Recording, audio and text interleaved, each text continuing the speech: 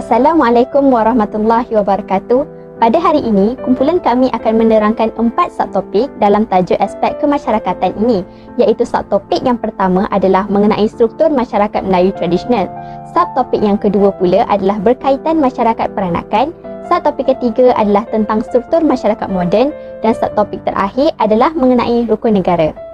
Baiklah, saya akan memulakan pembentangan dengan menerangkan serba sedikit tentang struktur masyarakat Melayu tradisional ini. Dalam struktur masyarakat Melayu tradisional ni, ia terbagi kepada 2 golongan, iaitu golongan pertama terdiri daripada golongan pemerintah yang dikenali sebagai golongan aristokrat. Golongan aristokrat ini adalah pemerintahan yang dipegang oleh kerabat diraja atau bangsawan, di mana orang-orang yang tinggi martabatnya. Golongan ini juga disebut sebagai kelas atasan, di mana mereka inilah yang akan menjaga dan melindungi rakyatnya. Manakala golongan yang kedua pula terdiri daripada golongan yang diperintah, di mana ia lebih dikenali sebagai rakyat. Golongan ini juga disebut sebagai kelas bawahan. Baiklah, kemudian kita lihat struktur organisasi dalam sistem pemerintahan masyarakat Melayu tradisional. Ini saya hanya tunjuk secara umum sahaja dan rakan saya akan menjelaskan dengan lebih terperinci lagi terhadap 2 golongan ini. Seperti yang kita lihat dalam sistem bercorak hierarki ini, terdapat 6 peringkat di dalamnya, iaitu bagi golongan pemerintah, ia terdiri daripada 4 peringkat, iaitu pada peringkat paling atas, ia diduduki oleh raja atau sultan. Kemudian pada lapisan kedua, ia diduduki oleh golongan bangsawan. Pada lapisan ketiga pula, ia diduduki oleh golongan pembesar. Seterusnya diikuti oleh pangkat penghulu pada lapisan yang keempat. Pada pangkat penghulu ni, ia juga turut termasuk dalam golongan yang diperintah juga. Seterusnya, golongan yang diperintah terdapat 2 peringkat, iaitu diduduki oleh rakyat biasa pada lapisan kelima dan akhir sekali pada peringkat paling bawah, ia diduduki oleh golongan hamba. Baiklah, itu sahaja dan pembentangan seterusnya akan disambung oleh rakan saya. Sebentar tadi kita sudah mendengar serba ringkas mengenai struktur masyarakat Melayu tradisional. Saya akan meneruskan pembentangan dengan menerangkan lagi peringkat-peringkat bagi struktur masyarakat tradisional, iaitu pertama peringkat negeri, peringkat daerah dan terakhir sekali peringkat kampung.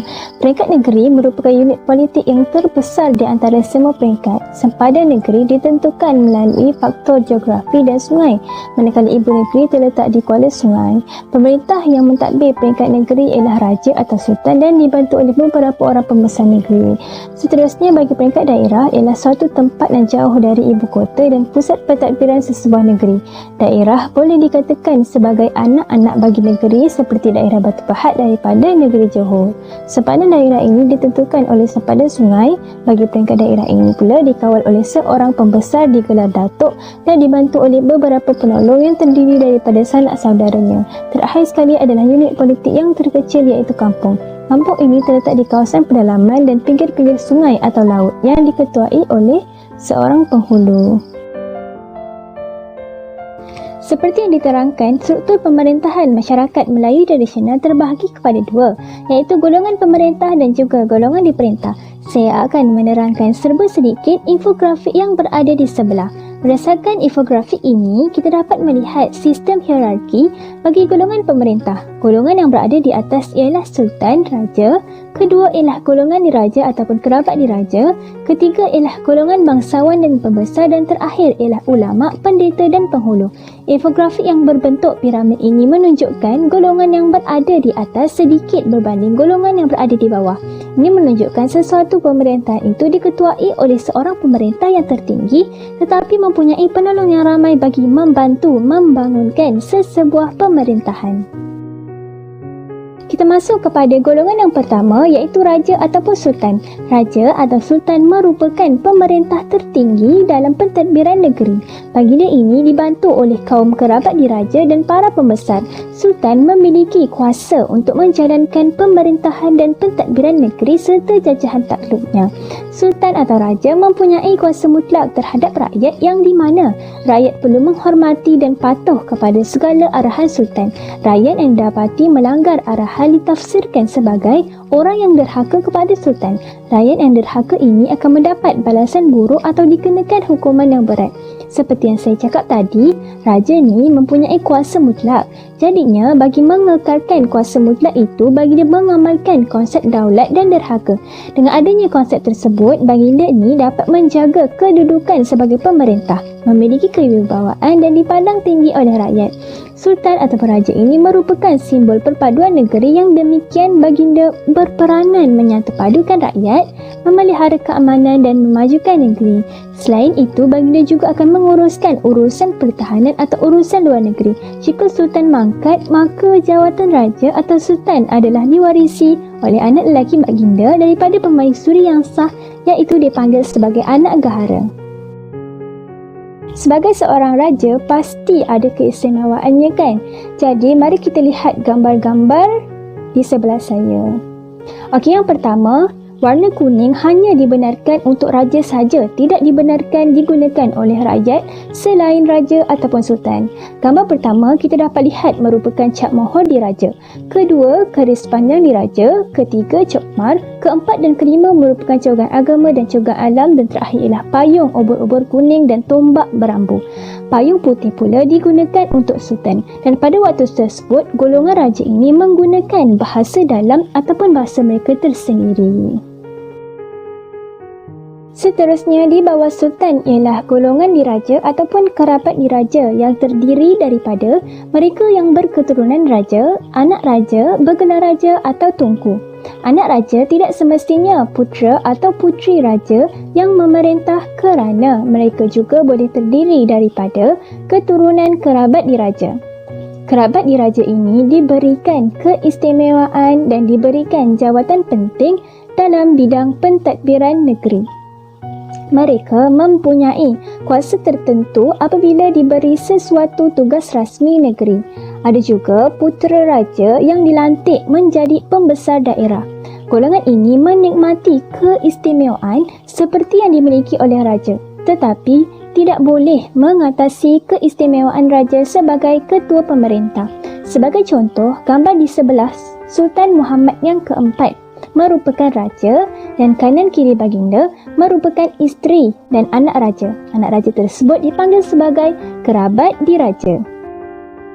Golongan yang ketiga ialah golongan bangsawan dan pembesar yang terdiri daripada para pembesar atau kaum kerabat yang amat berpengaruh dalam pemerintahan dan pentadbiran dan menduduki lapisan kedua hierarki sosial masyarakat. Mereka ini berada dalam tahap yang sama. Perbezaannya adalah bangsawan selalunya dari keturunan kerabat diraja, manakala pembesar daripada rakyat biasa yang diangkat tarafnya. Kebiasaannya mereka menjadi pentadbir, iaitu membantu raja dalam pentadbiran negeri. Mereka juga menjadi penasihat atau pembesar di daerah-daerah tertentu. Pembesar ni dilantik oleh raja melalui pemberian surat tauliah yang bercap mohor dan ditentukan oleh zuriat keturunannya. Kebiasaannya anak lelaki, sanak saudara sebelah bapa kepada pembesar yang terdahulu. Pembesar ni diberi hak mentadbir sesuatu daerah dengan kekuatan sendiri tanpa sokongan sultan. Ia akan bertindak seperti seorang raja di dalam daerahnya sendiri. Antara tugasnya ialah memegang jawatan seumur hidup dan mesti menunjukkan taat setia kepada pemerintah. Pembesar ini berkuasa penuh dalam kawasan pegangannya, berkedudukan penting dalam sistem pemerintahan kerajaan dan menjadi perantara sultan dengan rakyat, menjaga keamanan dan memungut cukai di kawasan pemerintahannya serta bebas menjalankan kegiatan ekonomi, menjatuhkan hukuman dan denda dalam kes-kes jenayah di daerah mereka dan membekalkan tenaga buruh kepada sultan dalam sistem kerah dan serah, sebagai contoh membina istana, peperangan dan juga majlis kerajaan. Terakhir sekali dalam hierarki golongan pemerintah iaitu ulama, pendeta dan penghulu. Ulama dan pendeta ialah golongan yang dianggap cerdik pandai pada masa itu. Mereka menjadi sumber rujukan dalam perkara-perkara tertentu. Golongan ulama adalah golongan yang pakar dalam bidang agama. Mereka ini mempunyai kedudukan yang istimewa dan sangat berpengaruh dalam masyarakat. Golongan ulama ini terdiri daripada mereka yang berketurunan Arab Melayu. Mereka menggunakan gelaran seperti Maulana, Mahdum dan Kadi. Mereka diberi gelaran kebesaran seperti Maharaja Kadi, Datuk Mufti Seri Utama dan Imam Maharaja. Peranan utama ulama ialah menyebarkan agama Islam. Para ulama juga ditugaskan menjadi penasihat dan panduan sultan dalam urusan agama serta mengeluarkan fatwa tentang sesuatu isu. Oleh itu, ulama ini dilantik menjadi guru, ketua agama dan kadi. Mereka juga menjadi imam, khatib dan jurunikah. Akibat kedudukan tersebut, ada sebahagian ulama yang berkahwin dengan puteri sultan dan menjadi orang berpengaruh dalam istana. Ini adalah contoh ulama pada zaman dahulu iaitu Hamka. Seterusnya, golongan pendeta pula ialah orang yang mempunyai kepakaran dalam bidang kesenian, kebudayaan, kesusasteraan, adat istiadat dan salah-salah raja. Mereka menjadi pakar rujuk kepada raja dan golongan istana. Di samping menjadi penulis dan perawi diraja, segala masalah berkaitan adat istiadat biasanya akan dinasihatkan oleh golongan pendeta. Sebagai contoh, gambar tersebut merupakan pendeta Zainal Abidin atau lebih dikenali sebagai Zakbar. Golongan terakhir dalam hierarki ini ialah penghulu. Golongan penghulu menjadi ketua pentadbir di peringkat kampung yang dilantik dari kalangan rakyat biasa dan menjadi orang perantaraan di antara rakyat biasa dengan pembesar. Penghulu menjalankan pentadbiran berdasarkan arahan yang dikeluarkan oleh pembesar daerah. Penghulu mempunyai pengaruh dan memiliki kuasa mutlak ke atas anak buah mereka. Antara tugas penghulu ialah menyelesaikan pertikaian dan perselisihan yang timbul dalam kalangan anak buah, menjaga keselamatan kampung, memastikan anak buah mengikut perintah dan arahan golongan pemerintah. Penghulu ini dia tak dibayar gaji oleh pemerintah. Pendapatan mereka ini bergantung kepada cukai pendapatan dan bayaran sebahagian daripada hasil pendapatan yang diterima oleh anak buah. Seterusnya kita masuk kepada golongan diperintah. Golongan yang diperintah ini sebenarnya terdapat dua bahagian, iaitu rakyat biasa dan rakyat asing dan hamba.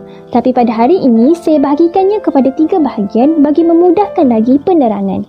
Seperti yang anda lihat, golongan diperintah terdiri daripada rakyat biasa, golongan hamba yang dipecahkan kepada tiga, iaitu hamba raja, hamba biasa dan hamba berhutang. Akhir sekali adalah orang asing, orang dagang dan orang perantau. Kita masuk kepada golongan yang diperintah pertama, iaitu rakyat biasa. Rakyat biasa seperti saya merupakan orang yang bermastautin tetap dan menjadi pengikut setia kepada pembesar yang mentadbir daerah dan jajahan. Dalam golongan ini, rakyat biasa ini merupakan golongan yang paling tertinggi. Tahap ketaatan rakyat biasa kepada sultan ialah mutlak dan tidak berbelah bagi. Mereka rela dengan amalan sistem serah seperti bekerja di tanah pembesar tanpa mendapat upah dan sistem kerah seperti menjadi bala tentera dan mendirikan istana. Dalam bidang ekonomi seperti gambar yang kita dapat lihat, rakyat biasa ini menjalankan kegiatan bertani, berdagang, menangkap ikan, melombong dan menjadi tukang mahir. Tiada dorongan perubahan diri untuk bekerja keras dalam bidang ini kecuali kerja-kerja demi kepentingan raja.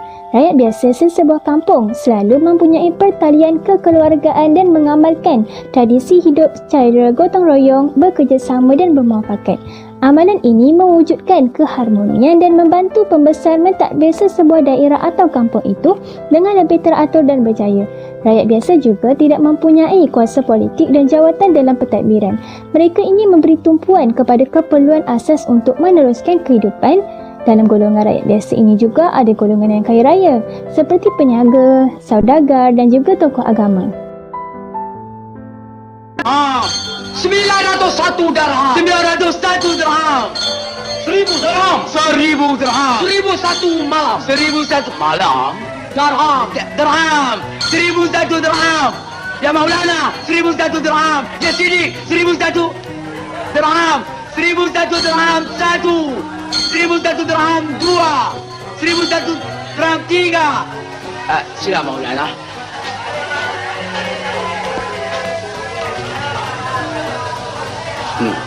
Terima kasih.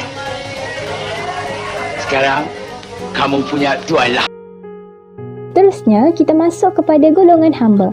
Golongan hamba ini merupakan lapisan hierarki yang paling terendah dalam golongan diperintah ini. Mereka ini menjadi hamba kepada para pembesar dan orang kaya dengan melakukan pelbagai tugas seperti cuci perahu, petik kelapa, cari kayu api dan jadi askar. Kiranya hidup mereka ini adalah menyumbang tenaga untuk menambah harta tuannya. Hamba ini boleh dibahagikan kepada tiga, iaitu hamba raja, hamba abdi dan hamba berhutang. Hamba raja ataupun dipanggil sebagai biduanda adalah mereka yang berasal dari golongan orang merdeka, dikenali sebagai budak raja. Mereka dimiliki oleh raja dan mempunyai taraf yang lebih tinggi berbanding dengan hamba-hamba yang lain. Mereka ini dapat perlindungan sepenuhnya oleh raja. Hamba raja dan keturunannya akan menjadi hamba secara turun-temurun dan hanya akan dibebaskan jika mendapat kerelaan raja. Namun, ada juga hamba raja daripada golongan yang menyerah diri secara sukarela akibat melakukan jenayah berat. Oleh itu, ini merupakan satu cara untuk elak dari hukuman berat. Tawanan perang juga diletakkan sebagai hamba raja. Okey, seperti video yang kita dapat lihat tadi, seorang saudagar ini dia buat lelongan jual hamba. Tawaran harga yang tertinggi akan beroleh hamba tersebut. Hamba tersebut dikategorikan sebagai hamba abdi ataupun hamba biasa. Hamba biasa ini adalah terdiri daripada mereka yang berasal dari keturunan hamba. Mereka diperoleh daripada pembelian atau pertukaran oleh tuannya. Golongan hamba ini akan menjadi hamba seumur hidup secara turun-temurun berbeza dengan hamba raja tadi. Hamba abdi boleh dibahagi kepada beberapa jenis iaitu hamba tawanan, iaitu daripada tawanan perang. Hamba diranggah iaitu hamba bukan Islam seperti orang asli yang dicolek dan dijual. Seterusnya ialah hamba hulur iaitu hamba yang serah diri kepada pemerintah sebab tak mampu untuk bayar hutang atau denda. Yang terakhir ialah hamba serah iaitu hamba yang serah diri akibat kesusahan hidup. Terakhir sekali bagi golongan hamba ini ialah hamba berhutang yang berasal daripada orang yang merdeka. Mereka terpaksa menjadi hamba kerana gagal bayar hutang kepada pengihutang dalam tempoh yang ditetapkan. Hamba berhutang ini boleh dibahagi kepada beberapa jenis iaitu orang berhutang, anak emas, hamba waris dan hamba bayar. Hamba berhutang ialah hamba yang terikat dengan hutang dan akan dibebaskan selepas menjelaskan hutang. Anak emas pula ialah hamba lelaki yang kahwin dengan hamba perempuan dan terikat kepada pemiutang. Hamba waris pula ialah isteri dan anak-anak hamba berhutang. Isteri dan anak-anak hamba berhutang juga dikehendaki tinggal dengan si pemiutang sebagai hamba tebusan. Kedudukan mereka akan tamat bila sudah jelaskan hutang. Jikalau tidak mampu untuk bayar dari sudut kewangan, hamba berhutang ini akan khidmat dengan pemiutang untuk satu tempoh masa. Hamba berhutang akan mengerjakan segala suruhan tuannya termasuk bercucuk tanam, melombong dan membuat kerja-kerja rumah. Seterusnya yang terakhir bagi penerangan golongan di perintah ini ialah rakyat asing. Rakyat asing pula merupakan orang bukan Melayu dan datang ke tanah Melayu hanya untuk tujuan tertentu. Mereka ini tinggal sementara sahaja dan akan pulang ke negara asal setelah urusan mereka selesai. Mereka ini terdiri daripada pedagang, perantau, santeri dan membalik. Rakyat asing boleh dibahagikan kepada dua kumpulan iaitu mereka yang melibatkan diri dalam pelbagai kegiatan sosial seperti menjadi tentera upahan dan kebanyakan mereka berasal daripada Jawa dan Parsi, dan kumpulan kedua iaitu mereka yang melibatkan diri dalam kegiatan ekonomi seperti peniaga runcit, pemborong dan pelombong. Rakyat asing ini tak wajib untuk mematuhi dan mengamalkan tradisi kebudayaan tempatan.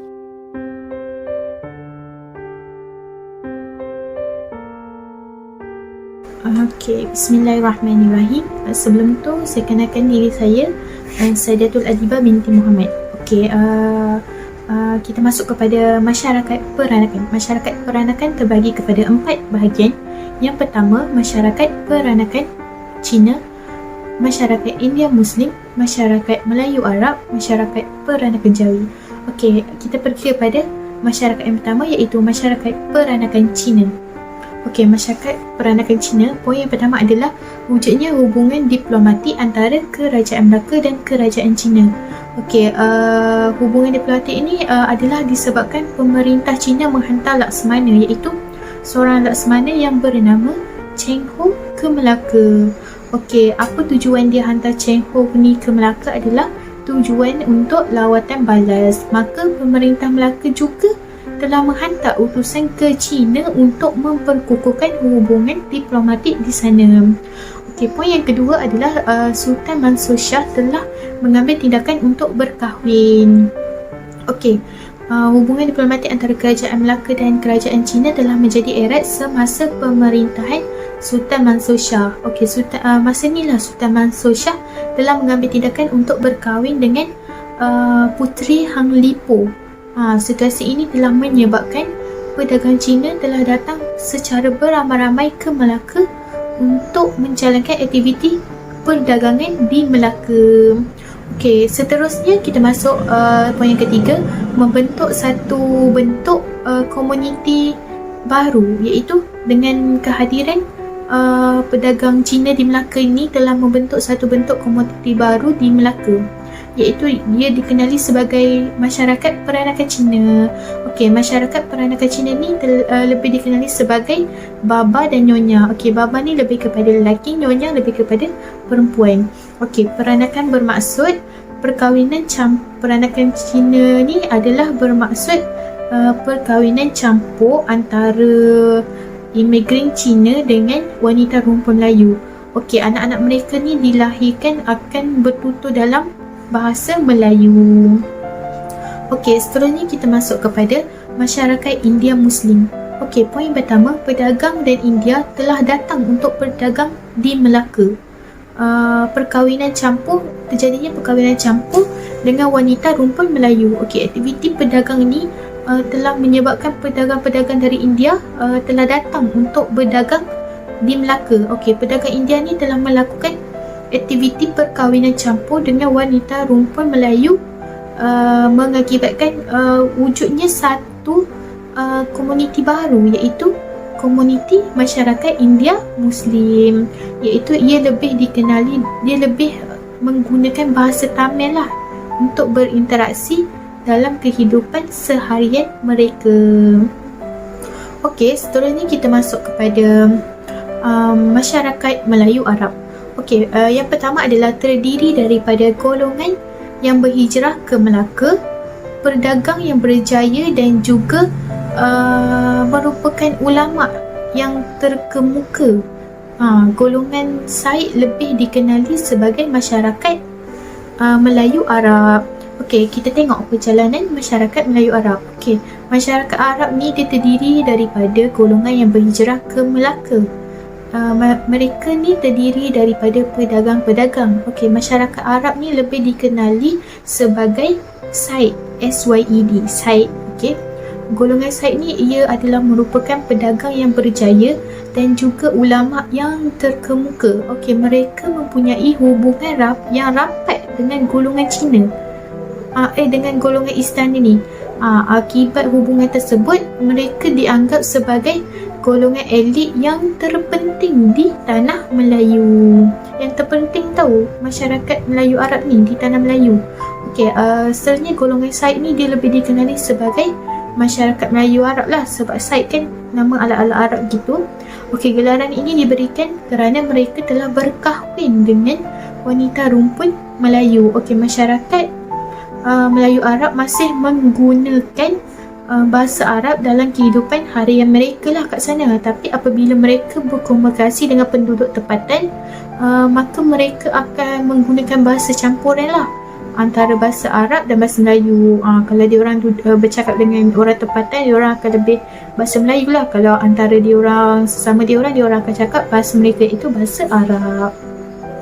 Okey, seterusnya kita masuk kepada yang terakhir, masyarakat peranakan Jawi yang terakhir. Okey, masyarakat peranakan Jawi ni iaitu perkahwinan antara lelaki India Muslim dan wanita Melayu Pulau Pinang. Okey, perjalanan masyarakat peranakan Jawi ni tak panjang pun, sedikit je. Okey, perkahwinan iaitu perkahwinan antara lelaki Muslim dari selatan India dengan wanita yang Melayu yang duduk di Pulau Pinang. Mereka telah melahirkan masyarakat peranakan Jawi. Maka mereka berkahwin antara diorang tu, maka lahirlah masyarakat peranakan Jawi. Okey, bahasa perhubungan mereka adalah bahasa Melayu dalam kalangan masyarakat peranakan Jawi. Tapi walau bagaimanapun mereka masih boleh bertutur dalam bahasa Tamil. Maksudnya memanglah mereka ni lebih kepada bahasa Melayu, tapi bahasa asal mereka iaitu bahasa Tamil, mereka tak akan ketinggalan lah. Mereka tetap fasih cakap dalam bahasa Tamil, tapi mereka lebih kepada bahasa Melayu.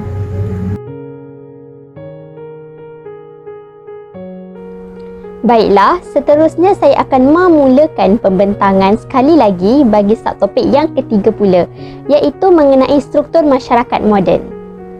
Seperti yang kita sedia ketahui, negara kita ni terdiri daripada masyarakat majmuk. Hal ini disebabkan oleh kedatangan pihak British sehingga wujudnya satu bentuk lapisan masyarakat yang berasaskan kepada pelbagai kaum. Jadi, apakah itu masyarakat majmuk? Secara umumnya, masyarakat majmuk merupakan satu kumpulan manusia yang terdiri daripada pelbagai rumpun bangsa yang telah membentuk satu kesatuan dalam politik, ekonomi dan sosial. Walau bagaimanapun, terdapat beberapa konsep masyarakat majmuk mengikut pandangan beberapa tokoh. Antaranya daripada J.S. Furnival yang menyatakan bahawa masyarakat majmuk ni adalah masyarakat yang terdiri daripada pelbagai kaum dan etnik yang ada kebudayaan, agama, bahasa dan adat resam yang tersendiri walaupun berada di bawah sistem politik yang sama. Namun, ia turut dicirikan dengan perpecahan dan konflik antara mereka. Keadaan ini muncul akibat dasar penjajah yang menggalakkan penghijrahan penduduk bagi tujuan ekonomi.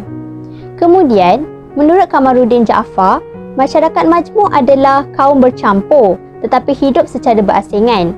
Interaksi pun terbatas, lepas tu penuh dengan prasangka dan bersama tetapi tak bersatu pun.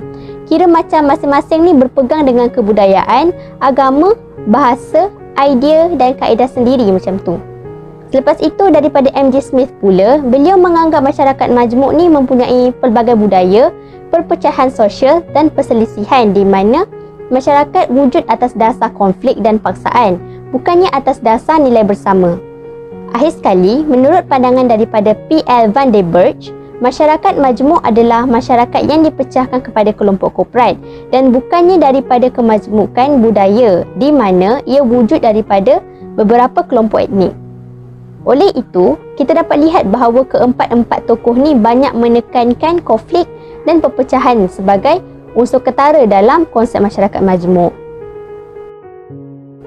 Baiklah, kita teruskan lagi. Seperti yang kita sedia ketahui, disebabkan oleh faktor kedatangan campur tangan British ni yang melaksanakan dasar pecah dan perintah, maka ia telah menyebabkan kaum-kaum hidup terpisah supaya mereka tak dapat berinteraksi antara satu sama lain.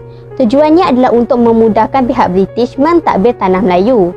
Mereka ni menggalakkan kemasukan orang Cina dan India ke tanah Melayu untuk menampung kekurangan tenaga buruh dalam perusahaan, pelombongan biji timah dan getah.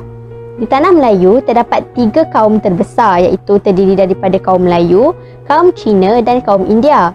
Ketiga-tiga kaum ini telah diasingkan di tempat yang berbeza mengikut kaum, iaitu orang Melayu tinggal di kawasan kampung dan hanya sebilangan kecil sahaja yang tinggal di kawasan bandar. Jumlah kecil itu terdiri daripada peranakan Arab atau peranakan India yang menjalankan kegiatan perniagaan. Walau bagaimanapun, ada juga beberapa orang Melayu yang daripada kelas atasan yang bekerja dalam bidang pentadbiran tinggal di kawasan bandar tersebut. Bagi orang Cina, mereka ni ditempatkan di kawasan pelombongan dan kemudiannya berkembang menjadi kawasan-kawasan bandar utama seperti Ipoh, Taiping, Kuala Lumpur dan Seremban. Mereka telah menubuhkan beberapa pekan Cina di kawasan tersebut. Manakala, orang India pula, dia menetap di kawasan estet dan ladang getah yang terpencil daripada orang Melayu dan Cina. Ia terletak di negeri-negeri pantai barat. Jadi, kesannya, majoriti ketiga-tiga kaum ni lebih suka menetap di kawasan yang mempunyai kaum sendiri.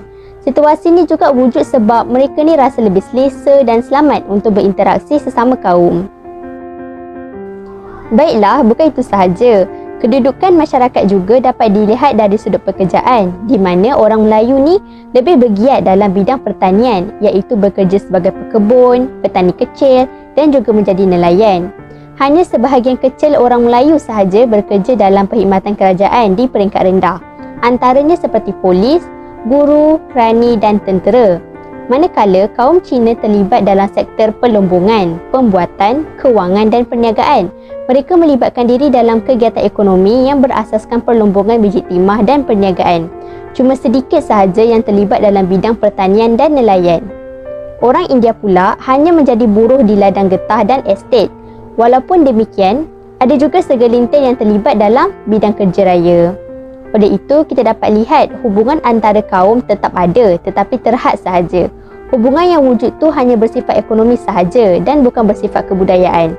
Keadaan hubungan bersifat ekonomi ini telah menyebabkan penggunaan bahasa Melayu. Jadi, bahasa Melayu telah menjadi bahasa perhubungan antara kaum.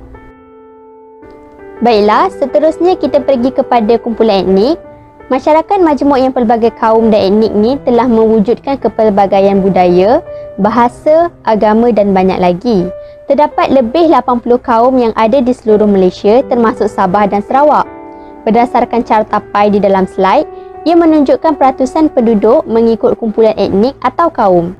Bagi kaum Melayu dan Bumiputera adalah 68.88%, kaum Cina adalah 22.56%, kaum India pula sebanyak 6.73% dan akhir sekali bagi kaum lain-lain adalah 1.16%. Maka di sini kita dapat lihat antara tiga kaum teramai adalah kaum Melayu, Cina dan India. Baiklah, sebelum tu mari kita tonton terlebih dahulu video mengenai masyarakat pelbagai etnik di Malaysia.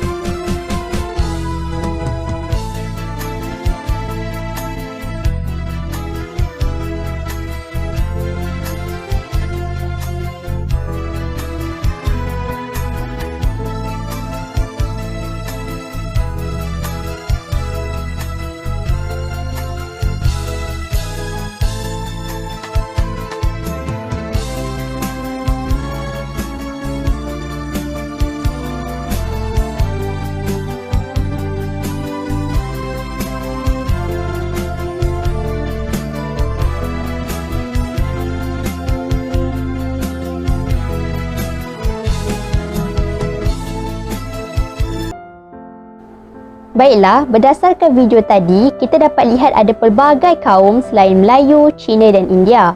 Kemudian ada macam-macam budaya, adat dan beberapa jenis makanan. Kita juga dapat lihat ada macam-macam jenis pakaian yang berbeza. Okey, berdasarkan slide ini, berikut merupakan kepelbagaian masyarakat yang terdapat di negara kita. Di semenanjung Malaysia, selain tiga kaum terbesar, ada juga kaum Serani, Punjabi dan orang asli. Etnik orang asli juga terdapat banyak kaum seperti suku Jakun, Negrito, Semai, Senoi, Semelai, Sungai, Pangan, Kanau dan lain-lain. Kemudian bagi kaum yang terdapat di Sabah selain Melayu, Cina dan India adalah antaranya kaum dan etnik Kadazan Dusun, Bajau, Murut, Bisaya, Kedayan, Lotut, Dampas, Rungus, Suluk dan banyak lagi yang lain. Akhir sekali bagi kaum dan etnik yang ada di Sarawak pula adalah seperti etnik Dayak Iban, Dayak Bidayo, Melanau, Orang Ulu, Kayan, Kelabit, Kenyah, Penan dan lain-lain lagi. Baiklah, seterusnya kita pergi kepada kepelbagaian agama di Malaysia. Berikut adalah antara jenis-jenis agama dan penganutnya. Bagi agama Islam, ia dianuti oleh masyarakat Melayu dan ada juga segelintir kaum lain seperti Cina Muslim, India Muslim dan lain-lain. Agama Islam ni adalah antara agama yang paling utama di dunia. Bagi agama Kristian, majoriti penganutnya adalah masyarakat Cina, India, ada Kadazan, Iban dan lain-lain. Agama Kristian ni pula adalah agama kedua terbesar di dunia. Agama Buddha pula ia dianuti oleh masyarakat Cina umumnya. Begitu juga dengan agama Hindu, penganutnya adalah masyarakat India biasanya. Agama Sikh pula selalunya dianuti oleh kaum Punjabi. Bagi ajaran Confucius, ia diamalkan oleh masyarakat Cina dan ajaran Taoist pula diamalkan oleh sebahagian kecil masyarakat Cina. Akhir sekali, bagi kepercayaan animisma, majoritinya adalah dipercayai oleh orang asli di mana mereka ni mempercayai pada makhluk halus dan semangat roh orang mati. Kemudian, kita pergi pula pada kepelbagaian budaya di Malaysia. Ada banyak lagi sebenarnya budaya ni, tapi saya hanya senaraikan 4 sahaja. Antaranya adalah pakaian tradisional, hari perayaan, makanan tradisional dan tarian tradisional. Budaya ni saya terangkan bagi 3 kaum iaitu bagi etnik Melayu, etnik Cina dan etnik India. Baiklah, di dalam slide ini kita dapat lihat terdapat beberapa gambar pakaian tradisional bagi 3 kaum. Pakaian tradisional bagi kaum Melayu untuk lelaki adalah baju Melayu.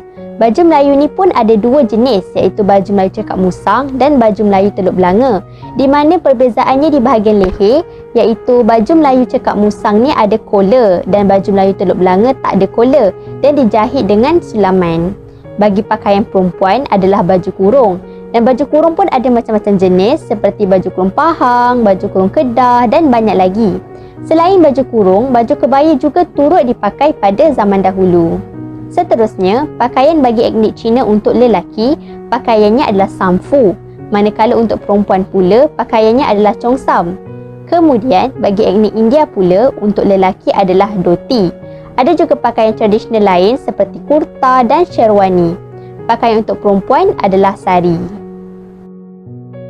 Baiklah, seterusnya kita pergi kepada hari perayaan yang disambut oleh masyarakat Melayu, Cina dan India. Bagi kaum Melayu, seperti biasa, kita akan menyambut Hari Raya Aidilfitri dan Hari Raya Aidiladha. Pada 1 Syawal setiap tahun, seluruh masyarakat yang beragama Islam akan menyambut Hari Raya Aidilfitri sebagai tanda kesyukuran setelah menghabiskan kewajiban berpuasa pada bulan Ramadan. Hari Raya Aidiladha pula, kita akan melakukan aktiviti penyembelihan korban sempena memperingati kisah Nabi Ibrahim yang sanggup mengorbankan anaknya Nabi Ismail untuk disembelih atas perintah Allah. Hari Raya Aidiladha juga menandakan berakhirnya tempoh mengerjakan ibadah haji di Mekah. Bagi kaum Cina, hari perayaan yang disambut adalah Tahun Baru Cina dan Cap Goh Mei. Tahun Baru Cina adalah perayaan terpenting bagi mereka bagi menyambut Tahun Baru, di mana ia melambangkan permulaan dalam nasib dan kehidupan. Pada malam Tahun Baru, semua ahli keluarga akan berkumpul untuk mengeratkan hubungan sesama keluarga. Bukan itu sahaja, duit ampau juga akan diberi oleh mereka yang sudah kahwin. Duit ampau ni akan dimasukkan di dalam sampul merah untuk diberikan kepada kanak-kanak, remaja dan orang yang belum kahwin. Cap Goh Mei pula akan disambut selepas 15 hari perayaan Tahun Baru Cina sebagai penutup perayaan tersebut. Pesta Cap Goh Mei turut dipanggil sebagai Pesta Tanglong. Tanglong ni akan dinyalakan dan mercun juga akan dibakar. Tujuan bakar mercun ni adalah untuk menghalau makhluk jahat yang kejam kerana mereka percaya bahawa makhluk tersebut takut jika terdengar bunyi bising yang dihasilkan mercun. Kemudian, hari perayaan bagi kaum India adalah Hari Deepavali dan Hari Taipusam. Selalunya, pada Hari Deepavali, mereka ni akan membuat hiasan kolam iaitu hiasan bunga halus pada pintu masuk rumah mereka dan ia diperbuat daripada bijiran pelbagai warna. Hari Taipusam pula adalah hari untuk mereka menunaikan nazar dan menebus dosa untuk memohon ampun di atas dosa-dosa yang telah dilakukan selama ini. Seterusnya, kita pergi kepada makanan tradisional bagi masyarakat Melayu, Cina dan India. Antara makanan tradisional yang terkenal bagi kaum Melayu adalah ketupat, rendang, lemang dan banyak lagi. Kaum Cina pula, makanan tradisional mereka adalah kuih bulan, kuih bakul, dimsum dan lain-lain. Manakala makanan tradisional yang popular bagi kaum India adalah maruku, nasi biryani, chapati dan macam-macam lagi. Kebiasaannya makanan tradisional ini mereka akan hidangkan ketika hari-hari perayaan. Akhir sekali bagi subtopik ini, kita pergi kepada tarian tradisional bagi kaum Melayu, Cina dan India. Masyarakat Melayu ni ada banyak jenis tarian dan salah satunya yang terkenal adalah tarian Zapin dan tarian Inang. Tarian Zapin ni diilhamkan oleh peranakan Arab dan berasal dari Yaman. Tarian ini adalah sebagai tarian hiburan di istana pada zaman dahulu. Tarian Inang pula berasal dari zaman Kesultanan Melaka dan tariannya sangat lemah gemalai. Bagi kaum Cina pula, tarian tradisional yang biasa dipersembahkan adalah tarian singa dan tarian kipas. Tarian singa ni digerakkan oleh 2 orang di dalamnya, iaitu satu di bahagian kepala singa dan satu lagi pada badan singa. Tarian kipas pula muncul pada zaman dinasti Han. Tarian ini menunjukkan bahawa kipas Cina ada maksud yang sebati dalam masyarakat Cina, di mana dewa-dewi pada masa lalu sentiasa menjadikan kipas ni sebagai alat keperluan. Manakala bagi kaum India, tarian tradisional mereka adalah tarian Bharatanatyam dan tarian Kolatam. Tarian Bharatanatyam ni penuh dengan gerakan tangan, kaki dan mata yang membawa maksud tertentu. Ia dipersembahkan oleh penari wanita dalam majlis keagamaan. Tarian Kolatam pula, penari akan menggunakan 2 batang kayu yang akan dipukul untuk membuat bunyi irama. Biasanya, tarian ini akan dipersembahkan di majlis sebagai tanda meraihkan kegembiraan seperti di majlis kahwin, majlis kelahiran, Deepavali dan lain-lain. Jadi, kita telah mengetahui beberapa tarian tradisional yang terkenal bagi setiap kaum. Baiklah, oleh itu, sebelum saya akhiri pembentangan saya, mari kita lihat video mengenai tarian tradisional mengikut kaum di Malaysia untuk melihat lebih mendalam lagi gaya pergerakan tarian mereka supaya lebih mudah untuk kita fahami. Subtopik terakhir akan diteruskan oleh rakan saya sebentar lagi.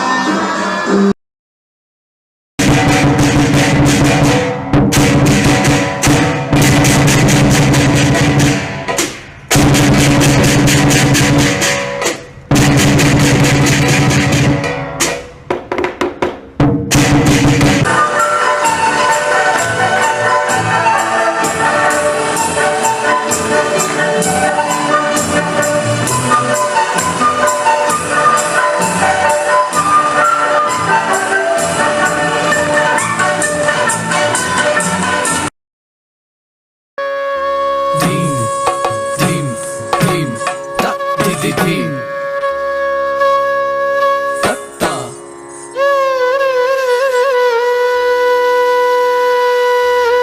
Di di.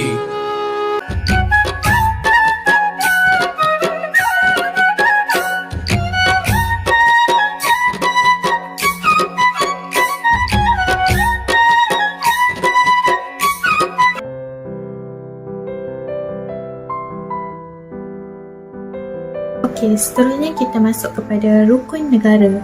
Okey, rukun negara ni dia adalah telah diisytiharkan pada tarikh 31 Ogos pada tahun 1970. Okey, sempena ulang tahun kemerdekaan Malaysia yang ke-13 tahun. Iaitu oleh Seri Paduka Baginda yang di-Pertuan Agong Almarhum Tuanku Ismail Nasiruddin Shah Ibnu Almarhum Sultan Zainal Abidin yang di-Pertuan Agong. Okey, rukun negara ni dia diperkenalkan pada 11 Ogos iaitu tahun 1970-an lah. Okey, oleh Majlis Gerakan Negara iaitu Megarin. Okey, berikutan berlakunya peristiwa 13 Mei pada tahun 1969 yang melemahkan perpaduan antara kaum di Malaysia. Okey, rukun negara ni terbagi kepada dua bahagian. Bahagian pertama dan bahagian kedua. Okey, kita tengok slide seterusnya. Okey, kita masuk kepada bahagian pertama dalam rukun negara, iaitu bahagian objektif. Kenapa perlu adanya rukun negara? Objektifnya adalah yang pertama, mencapai perpaduan yang lebih erat dalam kalangan seluruh masyarakat. Yang kedua adalah memelihara satu cara hidup demokratik.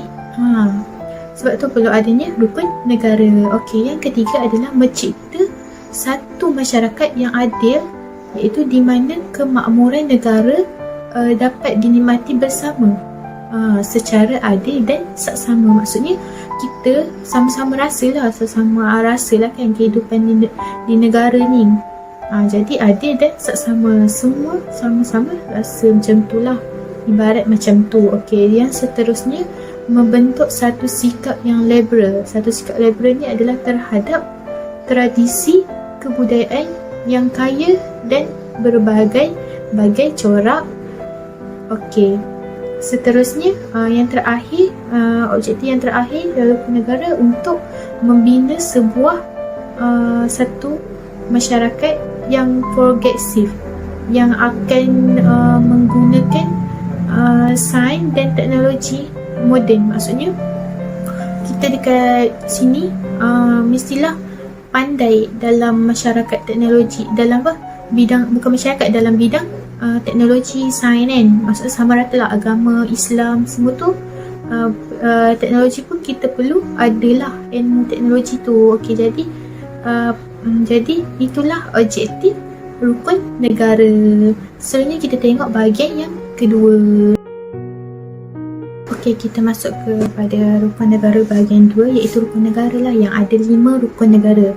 Okey, yang pertama, kepercayaan kepada Tuhan. Okey, kepercayaan kepada Tuhan ni adalah untuk kita sebagai rakyat di negara ni perlulah memupukkan satu kepercayaan kita kepada agama Islam, kepada Allah. Okey, yang kedua adalah kesetiaan kepada raja dan negara. Maksudnya dia perlukan kita perlulah setia, taat kepada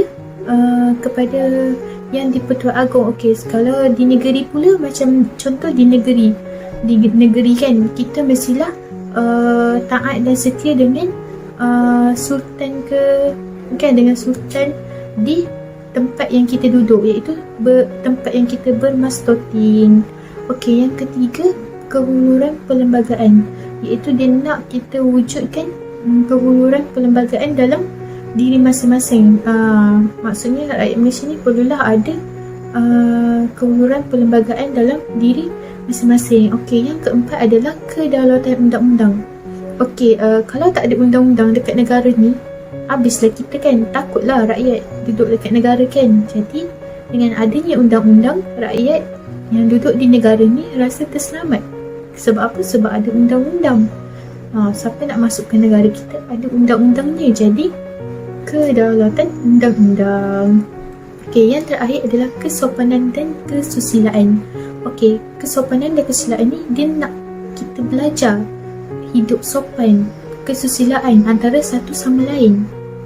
Jadi wajib dalam diri kita ada kesopanan dan kesusilaan. Maksudnya terapkan nilai-nilai murni dalam diri kita. Maksudnya macam nilai murni tolong menolong, bekerjasama kan. Jadi dengan adanya nilai murni dalam hidup kita, dalam diri masing-masing, maka terjadinya kesopanan dan kesusilaan. Okey, sekian daripada saya.